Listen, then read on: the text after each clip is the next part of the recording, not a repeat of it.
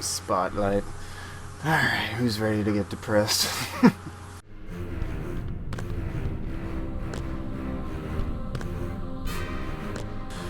Hello, ladies and gentlemen of the internet. Welcome back to the Movieverse podcast show. If you're new around here, what we do is we review films in a elongated podcast format. Full spoilers. I'll put the old spoiler alert up. Where is it? Right there. Not really relevant, as this is a true story, and you can just Google all this shit, because it actually happened. But hey, my name is the Habitual Pixel. This is my co-host, Big Nasty Productions. And this is going to be kind of our first Oscar-nominated film that we review. Of course, we reviewed Mad Max after it came out. Turns out it got nominated for Best Picture, which is awesome. Which is awesome. Very awesome. Jinx. And we'll probably cover it again before Oscars hit, but for right now, we're starting with Spotlight. This is the first film nominated for Best Picture that we're going to review. And to kind of sum this up, I would say this is it's a true story based on a news team called Spotlight who works at the Boston Globe. Is that the paper? Yeah. Awesome. Yeah. We're basically an independent investigation team that looks into specialized events and does like a long form narrative on them, and doesn't they work at the paper, but they do all their research separately, and they keep everything private until they're ready to post.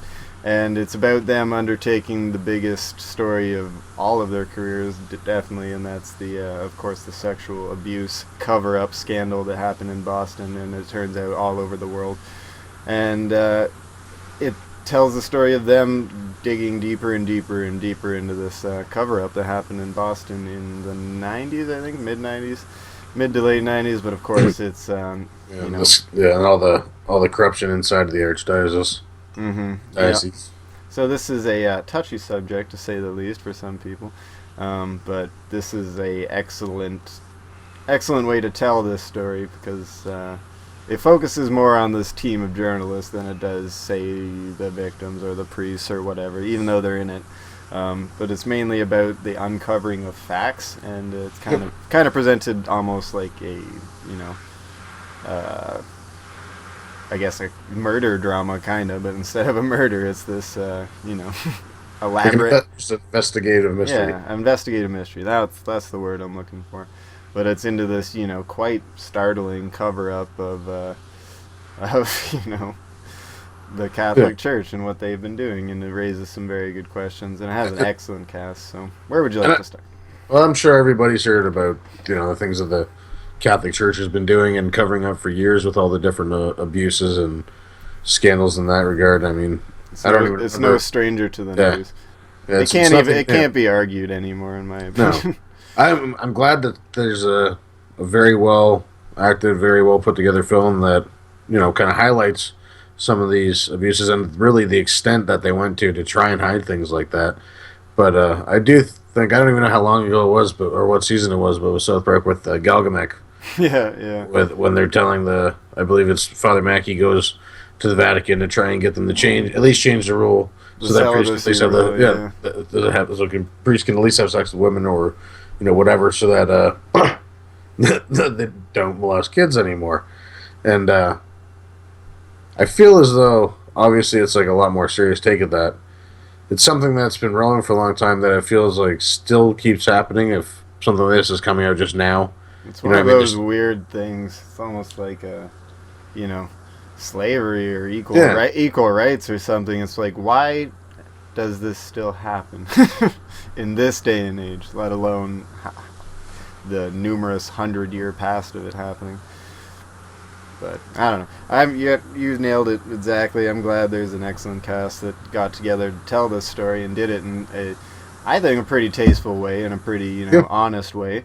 And I don't think they glorified anything here. And I think it was a pretty good presentation of facts. I haven't read the whole article, but it ended up winning a Pulitzer Prize and ended up blowing the whole lid off especially the Boston area incidents surrounding the Catholic Church. And I really liked this way of doing that story. Reminded me of Zodiac a little bit, actually, now that I think about it. Like, from the perspective of the paper looking into a case. Yeah, if that makes any sense. Yeah. I know what you mean. That's a good point, actually. But I guess trying to think where we should start. I guess, like you said, I mean, it is a true story, so there's not really much to go on as far as what they did it in. Yeah, I mean, we can talk about the actual story, the series of events, I guess. But yeah, it's it focuses on like the struggles that the roadblocks they hit when they try to uncover this stuff and start to realize the extent of the power of the church. That like records are missing, things are sealed, witnesses are hushed up, money is paid. Like it's pretty fucking like the evidence starts to pile up quickly. Well, one of the biggest issues is because obviously it's in Boston, which is a highly Catholic area. You know what I mean? So they got Liev Schreiber's character. I believe his name was Marty. I can't remember his last name. But either way, he comes in as the new editor for the paper, and he happens to be a Jewish guy who's not even from Boston. Mm-hmm. So there's already a bit of tension when he tries to get some documents unsealed that he basically has to try and take the church to court, has to take the church to court for. So everybody, so everybody gets their feathers ruffled a bit because of the fact that he's essentially suing the church. Is how they put it. Yeah. So that's where it kind of starts off, where it's a lot more difficult. It shows where the difficulty is because of the fact of how people's faith can really interfere with their morality, right? Honestly, as far as, or at least their ethics for the people that aren't even involved, but the ones that are. But it did a really good job at looking at some of the victims. I thought when they did the victim interviews, and Rachel McAdams was talking with a couple different people, how it showed a couple different personalities. Like it wasn't just this type of person or that type of person. That I thought they did a very good job of at least having the respect. You know what I mean? To show a broad spectrum of how wide the abuse is. They did a really good job at respect is the perfect word. Yeah, they're like, it's not all about being gay. They abused women. They don't discriminate. They it's about power and this and that. Yeah. It's about power. Yeah, and this, like, I don't know. They explore some interesting aspects of, like, everyone knows this kind of story by now. And it is an awful story, but this kind of looks at, like you said, the shaking of faith, because faith is completely different than the church, right? Especially in this situation, and to get those both fucked up. And I believe the one guy that they interview at the one point, the man who actually tells them about some of the research he was doing when he was actually conducting studies at a hospital that was for priests who had been found to be committing crimes against children and this and that. And he was saying rehabilitation clinic. Rehabilitation clinic, and he was saying he was a doctor there or something along those lines. And he said something in the idea of, and I believe I'm paraphrasing, but he said something like that with the priests that were doing it. He had said something about what was it, 6%? Yeah, based on the research. This is a character. All priests. This character we don't actually see, but it's a lead psychoanalyst on this situation. But yeah, it's like when he crunches the numbers and he says, like, honestly, from a mathematical point only, it's about 4 to 6%. He's like 4 to 6% of what? Of all priests, period. Yeah, and so from after that, they ask him at one point how he can still, since he still considers himself Catholic, how he can still consider himself Catholic, and that's what I'm saying. I believe I'm paraphrasing here, but he said something along the lines of that he separates his faith from the church, which is man-made, and church is a group of men. Yeah, and this and that. So I feel like they do a good job in kind of showing, like, even respect to the religious side of the argument with the ones, you know what I mean? So they're not showing. It's not just them trying to trash on anybody's religion. They're just showing a story that was, truly shocking and disgusting about these priests that had this widespread abuse, trying to cover it up, and then it's been found out in other different countries, different cities. It's our own city. It's a pretty intense, wide range of where it's happening, to the point where it's almost impossible to actually have any deniability with it linking back to the church, or at least the corporation of the church, if you will. The higher ups, the Vatican, if you will. Potentially the Vatican, potentially the Pope himself. Who knows, right? Like, the information is there, yeah. But you're right, it is like it's a very tasteful way of looking at this, I think. Yeah. It gives respect to the victims. though it doesn't, the victims aren't the main characters per se. It's more this investigative journalism team. But the respect to the victims is, especially the range of victims as well. Like the gay guy who said how it fucked up his view on sexuality and shit, all the way to like the classic Boston guys. Like, you really want to hear this shit? It's like, yeah, bro, we do really want to hear this shit. Yeah, the Southie guy. The Southie guy. There's the word I was looking for. Just a boy from the Southie. But yeah, this is range of victims that they, and the cover-up is where the true interesting journalism, I guess, comes in. This is the story that shocked everyone, is that they would forward, when priests would be found convicted or whatever you want to call it, they would just move them around to different parishes and like. That's one of the best parts of the opening sequence. When they're showing that, they actually show a lawyer coming in to talk on behalf of the church about how they're gonna make sure they take him out of the church and this isn't gonna happen again and this and that, and this is what they're told to the investigative team as well, who then, once they do more digging, obviously, which is their job, they find that they happen to uncover the fact that there's a sequence or a pattern of a terminology that they use for when priests do this, things like sick leave or vacation, whatnot, have you. They call it a vacation, but really they're just sent to a different city with a different different set of people to prey on, and that's where it's it's a big fucking deal. Yeah, and I love the way the psychoanalyst character puts it. He's like, to me, this isn't like a pattern of sexual abuse. This is like a psychological phenomenon, he calls it, or something like that. It's like, it's weird. It's bigger than... And it turns out, once they do a little digging, the estimated number of priests, with the 6% would roughly equal 90 in the Boston area. And as they do some digging, turns out there's cases made on 87 priests in Boston, which is just... That's 3 off from the fucking statistic. That's insane. Yeah, which is just... that's the kind of investigative stuff that you just can't make up, and that's why it makes for a good movie and a good story, in my opinion. Good might not be the right word, but important, we'll say. It's definitely an important story. It does, it's like I was saying though. It's everybody knew about this for a long time so far with these things that happen, but it still keeps happening in different things, and then everybody acts shocked again. You know what I mean? Even it's not like it's gone away or anything. Yeah, and even with not necessarily priests, but like with the Jerry Sandusky thing out of Penn State, everybody acts super shocked. But this stuff has happened for years with different coaches, priests, people, just authority figures in general, right? So I feel like they did, like you were saying, did a good job of making sure not to step on anybody's toes. Just wanted to tell the story, and they did a great job of showing it as an expose. And making sure that they showed the importance of it, especially to the community of Boston, because it was so wide-reaching, right? But I think we should probably go on to maybe just talk about some of the characters and talk about the performances, because realistically, that is, because it is it's basically just a story following the team investigating a story. Yeah, it is more so about the performances than anything that kind of carries the film, right? So I agree. When you're talking about it as a film, of course. I could say probably the best thing is that it will get this conversation started again, and it is kind of a it's a conversation worth having, with the main question, like, what the fuck is up with this system? Yeah. But you're right. So let's talk some acting. This is it a 4-man team that the Spotlight team that they the Spotlight team's a 4-man team with the 2 bosses that they report to or whatever.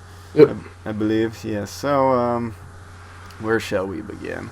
I guess the main reporters are Mark Ruffalo, Michael Keaton, Rachel McAdams, and is Schreiber's character, is he part of the team, or is he just like he's the editor? He's the editor. Okay. Yeah, the other guy's Brian Darcy James. Right, yeah. Okay, so they're the team. Or Darcy, I don't know how you say it. It's got a weird apostrophe in it. And they're also backed up by Stanley Tucci is one of the attorneys. He's in here. James Sheridan is one of the guys representing the church. Yeah, I will say I love this cast. It's again, like we were talking about. It's a really good ensemble piece. Yeah, it's a great ensemble piece. No one kind of blows the door off anything, I don't think. But I don't think they need to. I don't think the script called for it. I think this is more of a presentation of events done with some top-notch actors. Exactly. Yeah. So where do you want to start with the actors? Keaton, Ruffalo? Either one's fine. We'll start with Keaton. All right.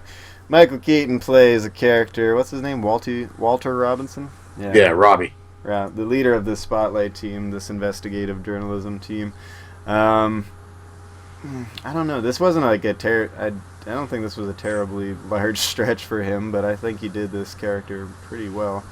It's not like he dropped the ball or anything. So he did his the mannerisms I thought were good, and I'm not sure if that's based off the real guy or that's just Keaton doing his thing. But either way, I thought it was a solid character.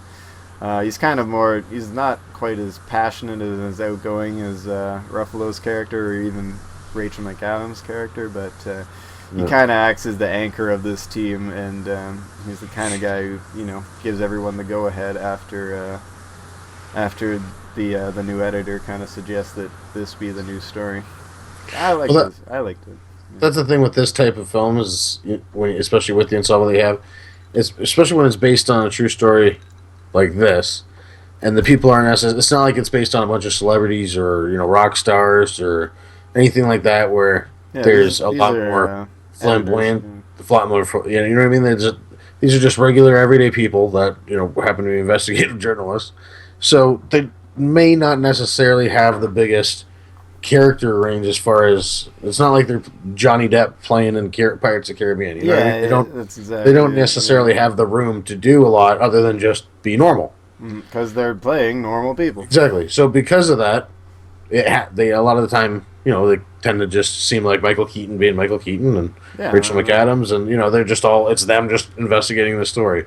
To me, it works. It's still fine because I think it's a good story. That's fine here for sure. But it's like you said. I mean, I really don't think there's anybody that kind of blew me away. I'd say maybe some of the parts with Rachel McAdams and Mark Ruffalo's where they kind of just got a little bit heated up about how the fact that the kind of bureaucracy of it. Mm-hmm.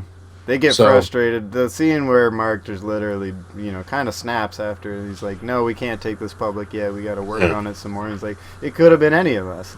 It could have been me. It could have been. I like that scene. I thought Ruffalo did a good job. I mean, that's some of your stuff. But, I mean, there's really nothing that's... Yeah, it's not exactly a courtroom drama. There's no yelling at people. It's just, there's no big... there's nothing really extravagant or flashy. It's just very straightforward piece. It's good. Everybody does a good job, but I mean, there's really nothing. They play normal people because this is a story about normal people. It's a true story. Like our last film, Hateful Eight, was filled with fucking cartoon characters, and this is just filled with regular people doing their job because it's a true story, and I think that goes to illustrate it. But, do I buy any of them as that character as opposed to where you buy Chris Evans as Captain America? No. Not a chance, but that's not the same. It's not the point, yeah. It's not the same thing. So, I don't know. I thought they were all fine, but I really don't know what to say about them, to be honest. Yeah, I guess we can kind of skim along. I didn't think of that beforehand, so that's what I was kind of like, well, when you think about it, I mean, realistically, what is there to talk about? They all did a good job at sitting at desks and... Yeah, it's, it's kind of like... It's one of those movies, like Zodiac, Social Network, I'm sure the Steve Jobs movie. It's, the presentation of facts. It's like, there's not going to be too much room for extravagant acting, for jaw-dropping cinematography, things like that. You know what I'm saying? To me, for a character, you actually have to have a character that's created. You can't just really have a person that has no sort of depth to them, especially with... These are all people... What are you going to do as far as... What did they do with Rachel McAdams' character, for instance? Okay, so her grandmother is religious. Mm-hmm. I feel like that's not enough to really warrant somebody... There's little elements of backstory to all these editors, like Rachel's character's mom's being overly religious. Yeah, and they mentioned profusely that...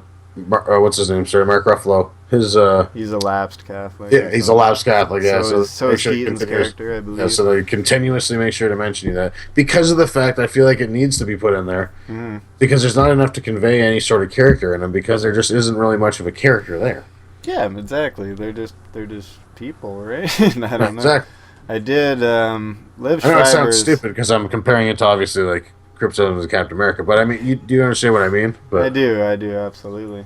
is that it's doubtful there'll be a sequel to this. We're not going to see a franchise off these characters because it's all that really matters is that you believe that they're the characters they're playing, and I did. And no one.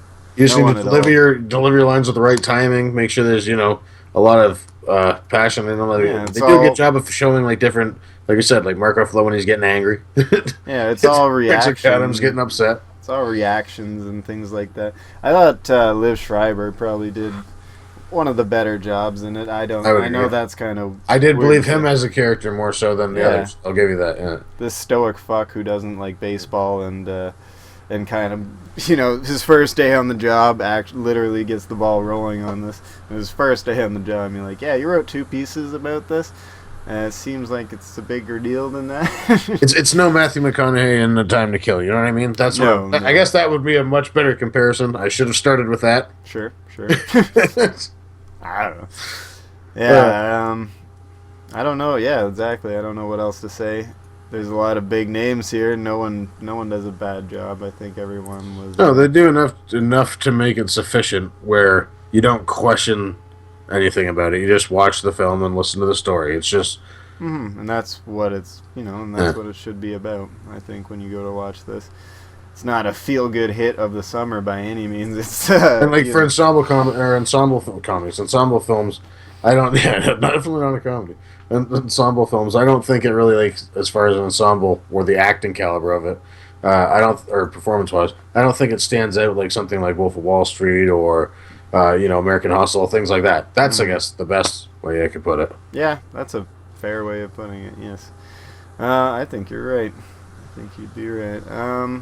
Yeah, I guess, we usually go in depth on each and every character, but that sums it up best. So, I mean, it's a little difficult with this, because what are we going to do? Just talk about, this guy's a lapsed Catholic. That's pretty much his only character trait. Mm-hmm. And he gets angry about it because of the fact that he's a lapsed Catholic. Yeah. Okay. I will give it to the people that played the victims. I like. Yeah, the victims did a great job. Even though they all had very small parts, especially the guy who ran the support group. Yeah, even though he was like appropriately pissed off and angry, then didn't always make the most sense. I thought the character that was good. Oh, like I said, there's nobody in it that makes you like not believe the character or anything like that. It's just that there's nothing that actually makes you look at them as good. I couldn't tell you, unless I'm looking at the names for them, I couldn't tell you a single one of their names. That's, you know what I mean, as far as compared to saying just the actor's name or actress. No, it's more the presentation of information is way more important than the characters giving it. And, I think that sums up. You just said that way better than I did, just so you know. So I appreciate that. I've been trying to stumble over that for like the last 10, 15 minutes. But hey, thank you. Every once in a while, I don't just mumble nonsense on these movies. Every once in a while. No. I think that sums up the acting, the acting, I guess. Direction-wise, I think Tom McCarthy is the director. And he is... Where is his little list here? I did think it was shot really well. I thought they set up a lot of the scenes nice as far as conveying emotion, like with the opening scene with the 2 cops. I will say, it's really important to get just dialogue, just people sitting at a table talking right in these kind of movies, and I think he did really, really well. Like the opening sequence with the 2 cops, and then what they do with how they shoot the opening scene for when you're hearing about abuse and how they're covering it up right in front of you, the type thing. It's got it kind of shied away as the kid's sitting on the couch. They do a really good job of setting up those pieces, in my opinion. You're right. Without being too forward with it. Yeah. Yeah. Without trying to like jam it down your throat. Like, this kid's getting raped. You know what I mean? Yeah, exactly. Which they could have done. And I've seen some documentaries on this subject. HBO's done a couple that are a little bit more like ham-fisted about the way. Yeah, they're not like showing kids get abused. They're basically showing the back. Yeah, the aftermath. And bullshit. That's because the real victims usually in these cases seem to come out years later, right? Like decades later. Yeah. The shady lawyer that has helped fucking settle all these cases even says that. He says, the whatever the guy's name that Stanley Tucci plays. Sorry, excuse me. He says that he's already screwed with the caseload that he has because usually the statute of limitations is only, I think he said the statute of limitations is only 3 years or something like that on it. And then because of the fact that it's religious institution, the cap on damages is $20,000. Yep. And Rich McAdams even says $20,000 to rape a child, basically. Yeah. And that's, that's the most fucked up, when you boil all this down, that's what kind of the most fucked up thing about this story is that the church would just look at that as a fee, pretty much, and pay it. And that's fucked up. But yeah, they do a good way of shooting all that and conveying a lot of emotion just through the direction. Yeah, I did like, again, the psychoanalyst on the phone when he's dropping information bombs and everyone... all 4 or 5 of them are in the room just listening, and he's like, hello? You guys still there? Yeah, because everybody's just flabbergasted. They're processed, like, this shit is real? Like, are you kidding? And it's like, yeah, dude, this is real. It's been happening for decades. Like, I don't know. That goes to illustrate the general public's ignorance on the subject, especially at the time. And it does, the script, I guess, does do a good job of bringing out the fact that, is it really so much that people don't know, or is it the fact that people ignoring it? Yeah, exactly. Try not to think of it, try and hide it under the rug, whatnot, what have you, whichever way you'd like to look at it. Mm-hmm. I think this was a well-written script. It was a very well-written script, especially considering it's kind of hard to, based on true story like this, because all they'd have is, conjecture as far as like, oh, this is what we talked about. And yeah, they'd have like interviews with writers and stuff, and of course the article itself, but that's about it. I mean, as far as the conversations and the conversations. Yeah, exactly. Other characters. Tone and context. Well, it was written by the director, actually, Tom McCarthy. Good for him. And so, in my opinion, this is one of those ones where it says, this is this film. Is he up for Best Director at all? I'm not sure. Let me look up real quick. Oscar nominations. Or Best Actor? I was going to say, I really like his body of work, and now things are making a lot of sense as I look it over. 1 sec. Oscar nominations. For director, feature film, cinematography, director. Yeah, it is. Okay. Good. That's proper. Because to me, it's like we said, with the presentation of information, it's like you said, with the presentation of information being more important than the actual actors' performances, he does a fantastic job in the presentation of information on there. Oh yeah, absolutely, and it makes sense how he's good at this kind of stuff, because he's been writing for TV stuff like Law and Order, Boston Public, things like that. A lot of shows that are just presentation of facts, and of course he directed Station Agent back in 2003. Because the two things are related, I'm just going to go ahead and drop it out there. Today being January 20th, 2016. Today it actually came out that there was a director of Law & Order that was actually just arrested for child pornography charges. Oh. So, just to show you that this shit just constantly happens. What a coincidence. What's up with fucking kids, guys? Like, stop it. Anyways, that's being far too blunt about the subject. Stop it! Just stop it. Well, hey, I got a weird sense of humor, what can I say? But, it doesn't make this a funny subject, don't get me wrong. I think writing and directing, props to Tom McCarthy. I think he's done a good job here. Best parts in the film. I think he's kind of sort of the star of it, to be honest, right? The way he presents these facts and stuff, the way he wrote it and steered all this along. So it's up for Best Directing. Let's see, what else does it have? Best Picture. Best Picture, of course, yeah. Actor, actress in a supporting role. Yeah, Rachel McAdams is up for that. Actor in a leading role. Nope. I thought maybe. See, I don't know if I necessarily agree that she deserves a nomination. Ruffalo got a nod for Best Supporting. To me, she had more of a character, more of not just. I don't know how to really describe it, but there's more to her character to me in True Detective, for instance, even just in the first episode or two, than there was in this entire thing. Yeah, that's absolutely true. But it didn't need it. That's kind of my point of it. It's not like you need that in this. That's why I might disagree with the acting nominations. I mean, Mark Ruffalo, I guess I kind of get. He did a pretty good job, but it's I think it deserves, nods for story, directing, things like that. That's where it's more important. And like I said, probably the most important thing of all is that it gets people talking about this shit again. So, hey, is there anything else we should cover while we're wrapping up? No, I mean, realistically, overall it's a really enjoyable film. It's definitely keeps you entertained the whole time, even though it's mostly just a dialogue-driven kind of piece of investigative piece where nothing's really happening. There's not exactly a cheery ending either. No, there's a little bit of suspense, I guess, because you don't really know what's going to happen if they're going to get this information or not. Or that's about it. But yeah, I'd agree with you there.